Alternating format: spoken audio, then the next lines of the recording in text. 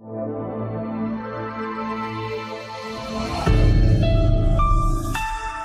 बच्चों, फिर से एक बार स्वागत करती हूँ आप सभी का हिंदी व्याकरण की कक्षा में। शुरू करते हैं वाणी श्रृंखला की कक्षा 4 की मेरी हिंदी व्याकरण। और आज हम करेंगे पाठ 15 कहानी लेखन। तो तैयार हैं बच्चों आप सभी मेरे साथ कुछ कहानियाँ पढ़ने के लिए और ये समझने के लिए कि किस प्रकार कहानी लेखन किया जाता है। तो आइए शुरू करते हैं। पहली कहानी, शेर और पिंजरा। एक बार एक शेर पिंजरे में फंस गया। शेर ने पिंजरे से बाहर निकलने का बहुत प्रयास किया, लेकिन वह पिंजरे से बाहर नहीं निकल सका।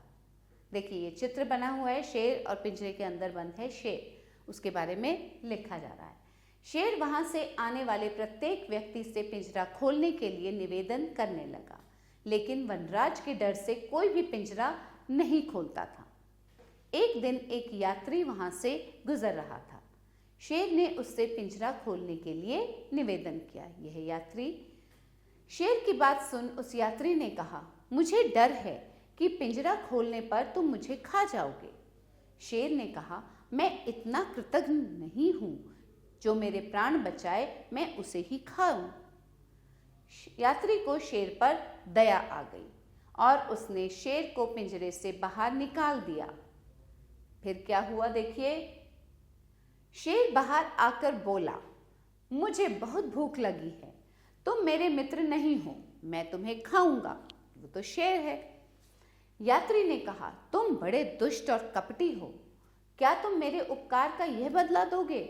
मैंने तुम्हें पिंजरे से आजाद किया है। शेर बोला, मेरा समय खराब मत करो, तुम मरने को तैयार हो जाओ, मुझे बहुत जोर से भूख लगी है। तभी एक खरगोश वहां घूमता फिरता आ गया। उसने उनके झगड़े का कारण पूछा। यात्री ने सारी बातें खरगोश को बता दी।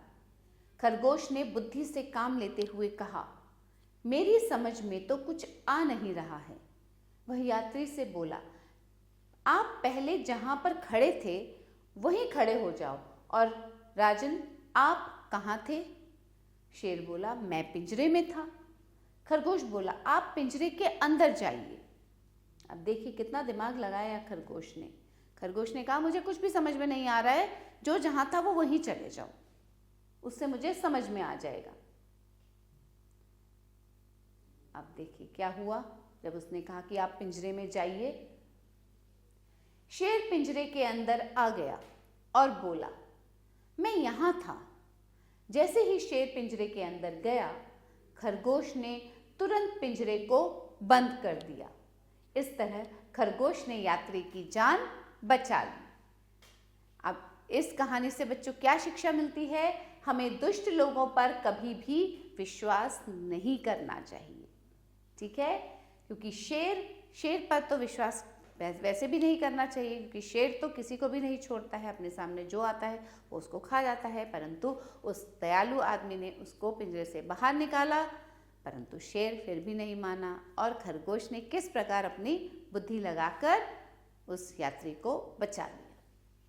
तो अब हम पढ़ेंगे दूसरी कहानी, नकलची बंदर। एक बंदर किसी पेड़ की डाली पर बैठा था। पेड़ के साथ ही एक घर था। बंदर ने देखा कि वहां एक आदमी दाढ़ी बना रहा है। उसने दाढ़ी पर साबुन लगाकर उसे ब्रश से खूब रगड़ा। जब उसकी दाढ़ी पर काफी झाग बन गए तो उसने उस तरह से दाढ़ी काटनी शुरू की। दाढ़ी बनाने के बाद उसने सामान साफ करके रखा और नहाने चला गया। आदमी के चले जाने के बाद बंदर को भी उसकी नकल करने की सूझी, क्योंकि बंदर तो होते ही नकलची हैं। यह सोचकर वह चुपके से कमरे में घुसा। वहां से दाढ़ी बनाने का सामान उठाकर बंदर छत पर जा बैठा। वह भी दाढ़ी बनाने लगा जैसे कि उसने आदमी को बनाते देखा था। पहले उसने मुंह पर साबुन लगाकर झाग बनाया, फिर वह उस तरह से बाल काटने लगा। लेकिन सारे काम नकल से तो नहीं हो सकते। उस तरह की धार तेज होने के कारण उसका मुंह बुरी तरह से छिल गया। सामान छोड़कर चिल्लाता हुआ वह वहां से भागा। जब वह अपने साथियों के पास पहुंचा तो वे उसे देखकर हंसने लगे। उसके एक साथी ने कहा, देखा, यह होता है नकल करने का परिणाम। बंदर बहुत शर्मिंदा हुआ और मन ही मन उसने निश्चय किया कि मैं अब कभी भी नकल नहीं करूंगा। तो बच्चों, इस कहानी से क्या शिक्षा मिलती है? हमें कभी भी किसी की नकल नहीं करनी चाहिए। तो चलो बच्चों, अब अभ्यास का समय। निम्नलिखित विषयों पर कहानी लिखिए।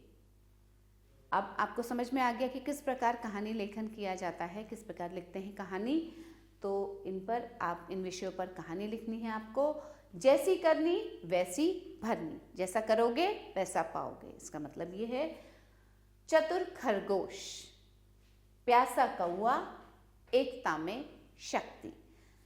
तो बच्चों, कहानी लिखने के लिए आपको ढेर सारी कहानियाँ पढ़नी पड़ेंगी। अच्छी अच्छी कहानियाँ पढ़िएगा तो आपकी जो सोचने की, लिखने की शक्ति में विकास होगा।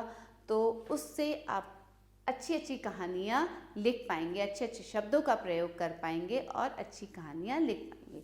और कहानी के अंत में उस कहानी से जो शिक्षाप्रद कहानियाँ होनी चाहिए, जिससे कि कुछ सीख मिले।